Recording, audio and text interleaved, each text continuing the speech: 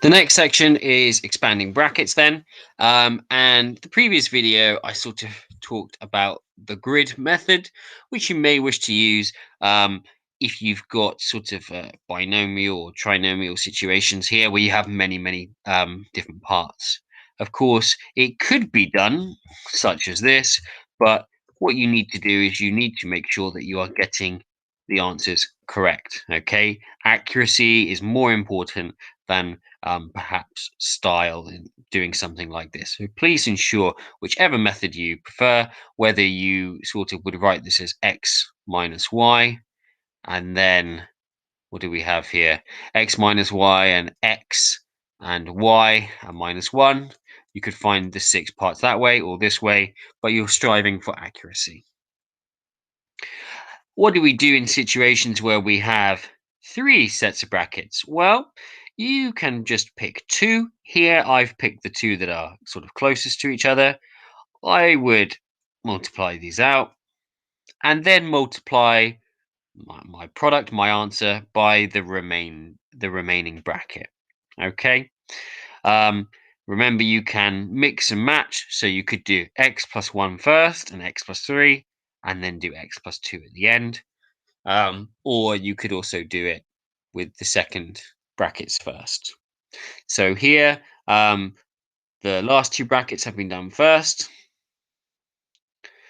And then we should get 6 terms. Notice we have 2 and then 3. We have 2 and then 3. So we expect 6 terms before we simplify.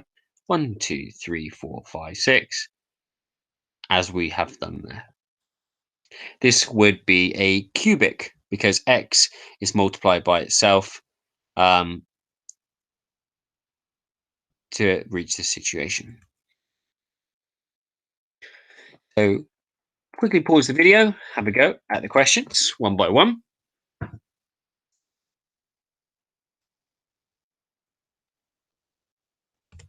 Okay, and the next one.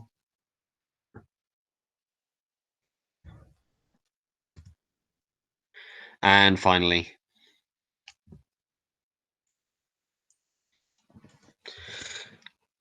please, this one is not equal to 2x being cubed, okay, and then minus 1 being cubed.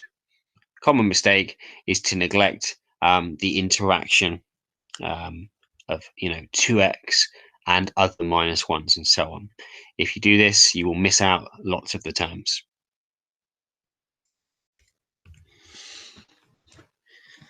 So I'd encourage you to have a go at these questions here, and whichever approaches you use, to just do these carefully step by step to make sure you have an accurate answer.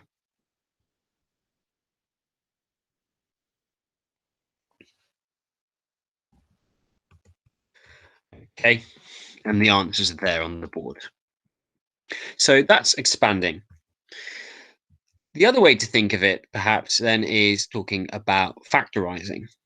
So if we are factorizing, what are we doing?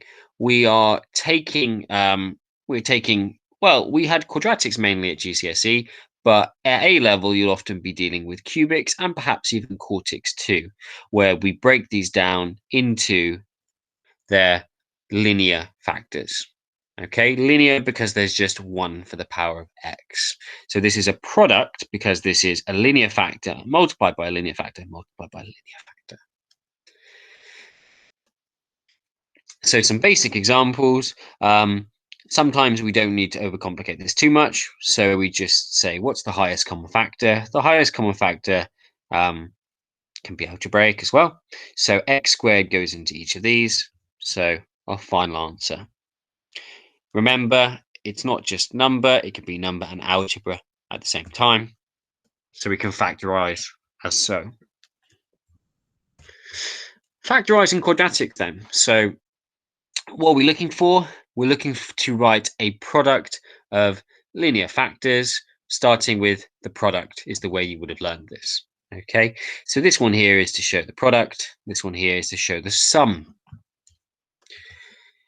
But you'll be expected to deal with situations where the coefficient means what is in front of x squared, where what is in front of x squared is not 1, but 2, 3, 4, 5, 12, things like this. And depending on the expression, there are different ways to do it. Here, if you have a number like 2 or 3 or 5, if you have a prime number, it's not too difficult, okay, to sort of follow this format and to work out that it would be this. By thinking about making minus 12, by knowing this, and thinking about the interplay of the brackets. A more sort of robust method, though, perhaps, would be the AC method. So the AC method is called the AC method because we call this one here A, this one here B, and this one here C. Okay, the coefficient of the x squared term, the coefficient of the x term, and the constant. Notice that I am using the signs as well. The AC method, well, AC refers to A multiplied by C, which is minus 24. The sum can just be read as B, as is here. So, what we want to do, we want to follow these steps here. So step 1, find two numbers which add to give the middle number and multiply to give the last one. So in other words, think of factors of minus 24. Factors of minus 24 such that the factors will add up to 5. So you need the positive factor to be bigger than the negative factor. So let's try, for example, 12 and minus 2. But it adds to 10, so it's not quite there. So what could it be? 6 and 4, does that work? No. What about 8 and 3? 8 and minus 3. When we found them, we're going to rewrite this middle term as these two. Okay, these two, using these letters. So what do I mean? I mean, we're going to split the middle term. So 5x is the same as, so this is what's happened. 5x is the same as 8x minus 3x. Okay, you can do this the other way around as well, minus 3x and plus 8x, and it will still work. What do we do then? We sort of chop the question in half, factorizing the first half. Well, you can see 2x will come out there, and factorizing the right-hand side. And in general, taking negatives out as well. So you can take minus 3 out. What do you notice on this line here? Well, x plus 4 appears in both of them. And this is how you know if you've done it correctly, if it should be able to be factorized. Well, x plus 4 appears 2x times here, and it appears minus 3 times here. And you can actually factorize out the factorization. And this is called the AC method. Some of you may be more familiar with it than others. It's well worth practicing. You should also ensure that you know how to use the quadratic solving function on your calculator, your class whiz calculator. It will save you an awful lot of time. It's still important, though, to know the steps behind this. Other factorizations that are quite common, the difference of two squares. Difference, meaning the subtraction sign. This is a square, and this is a square. 2x has been squared here. 3 has been squared here. Okay. The different signs are important because they counteract each other, as we saw in an earlier video. When everything has an x in it as a first step, it's generally a good idea to take this out. Then have a look at what is left. Taking the x out leaves us with this, which can be further factorized down. Again, if you see x's everywhere, this should be your first step. Some test your understanding questions.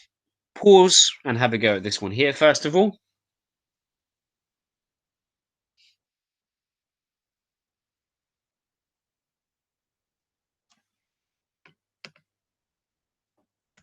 Okay, this one is more difficult because it is 6, because it could be 1 and 6 or 2 and 3. So the AC method is what I would recommend. AC is -12 in this case.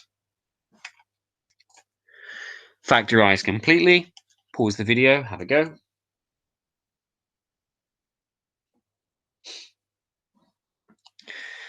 Taking x out first of all, and then factorizing. And the other ones here on the screen are shown as follows. Knowing that this is one of the factors, this will come from chapter 7, which is called the factor theorem. Well, the factor theorem is in chapter 7.